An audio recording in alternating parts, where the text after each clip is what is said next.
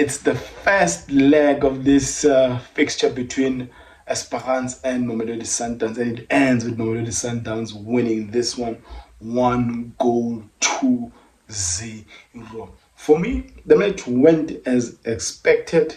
They were going to come with a low block, attempt to close all channels, be as compact as they can, and they really tried. The first half ended with a 0-0 KG, but I think Mamelodi Sundowns will take the 1-0 lead to Tunis, and I think they have a goal in them.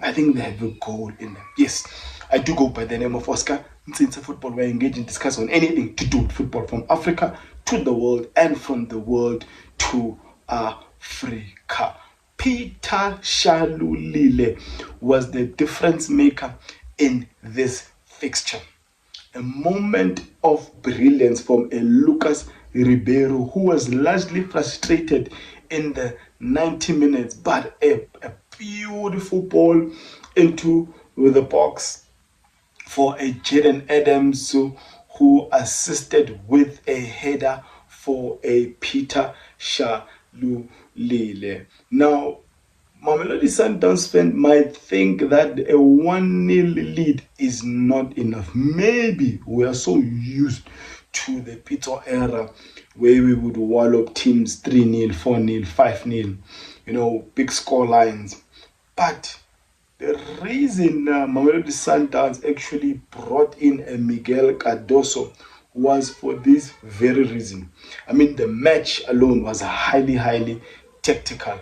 Not a lot of chances for both sides. No clear-cut chances. This actually reminds me of the second leg we played against the very same team in the second leg semi-final last season, where there were no clear-cut chances, but the one chance that Esperance got, they buried the chance. And that's exactly how Mamelodi Sundowns scored their goal against this Tunisian giants, because there's not a lot of clear-cut chances. But again, going back to Miguel Cardoso is not naive. If he's got something, he's able to protect that thing. I think Mamelodi Sundowns going to Tunisia next Tuesday, I think they have a goal in them. They've got goals definitely in them. And it's going to be a different ball game for Tunisia. They don't have a choice but to have a different game plan. They're definitely not going to play the way they played this afternoon, where they were just parking the bus and then hoping for a moment of brilliance from Elias Mokwana, the South African, Yusuf Biliali, the Algerian, or even Jan Sase. No, not a lot from these front guys, because there was nothing much, and a bit moments of heart attack here and there from Suarez. But as the match built up, they got better and better. I don't know what's happening with an Aubrey Mudiba. He was never in my starting 11 for this game. I had included a Divine Lunga and a Tash Matthews. Tash Matthews was originally in the starting 11.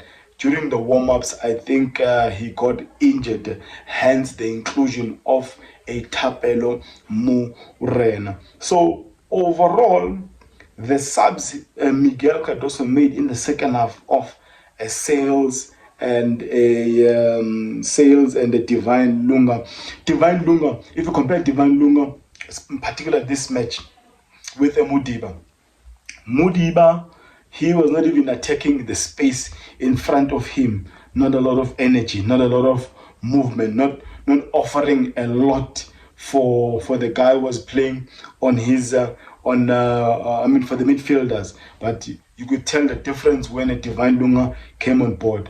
It was a bit of energy, a bit of movement, offered options for the midfielders, and that's exactly what you want. He might not be a fan favorite, but a Divine Lunga, he really plays for the bench. I think Aubrey Mudiba is really off form, and the boy must be protected by the technical team and the coaches. No need to start him while all of us can see that he's really off form.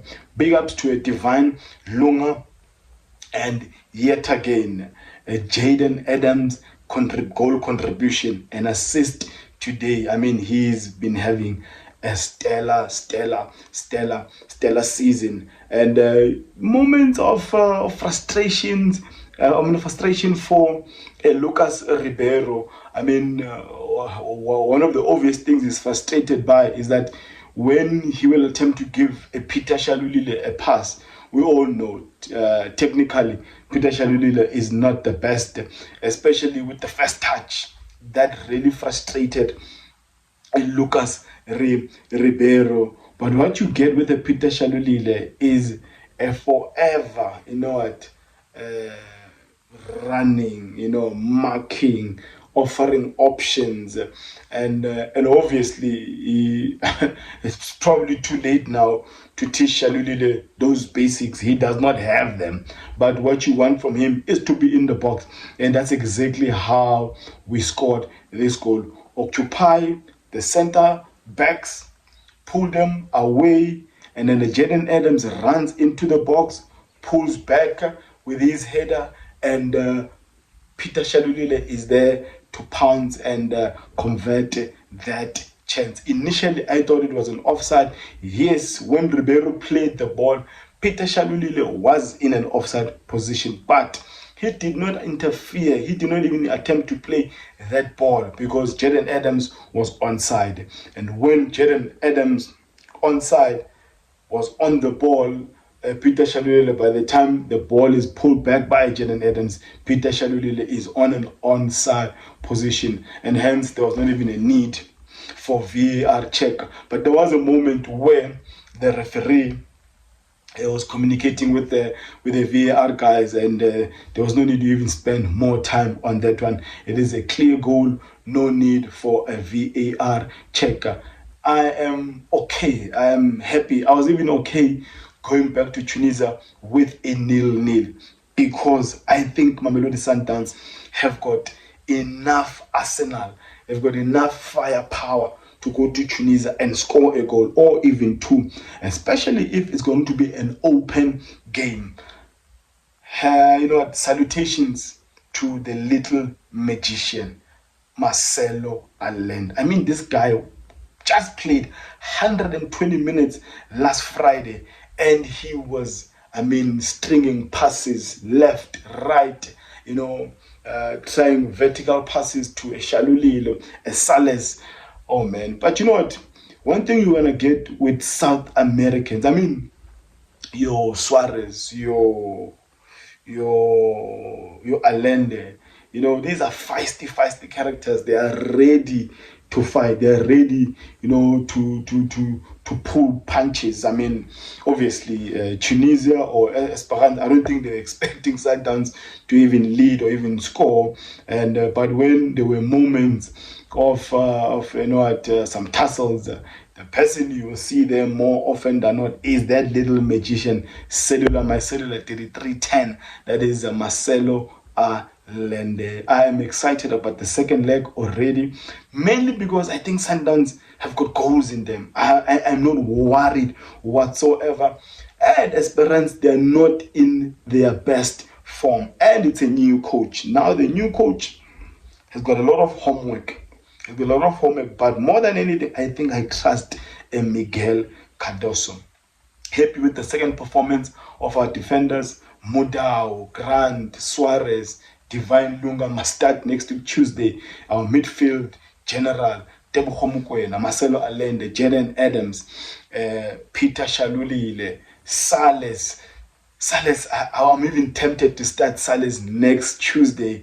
But since we are leading this game, I don't know how Miguel Cardoso is going to play this one, because that headless chicken called Tapelo Masego is off form and he hasn't played a lot of minutes. Obviously, he's going to be rusty, but this is a 1-0 lead I'm happy to take, considering that we don't have a coach like Rulani Mokwana, who at times could be naive thinking that Sundowns has got has got everything, but we've got a sensible coach in the Miguel Cardoso that is able to calculate all situations and all scenarios. We're definitely going to score in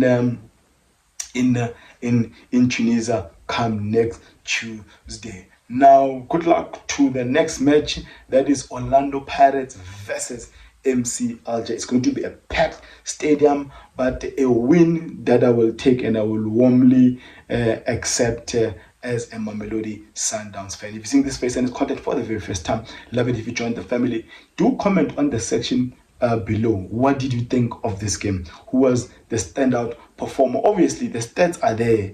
I mean, obviously, Sundowns was going to have more ball position, but it was position that was useless because we didn't have clear cut and we didn't really cut these guys open. But the fact that we scored that one goal and we didn't concede any is an advantage, and it's something that we should not frown upon. We should really take and smile and go to Tunisia believing that we can score a goal or even two. Now let me end it there by declaring, may my God bless you all.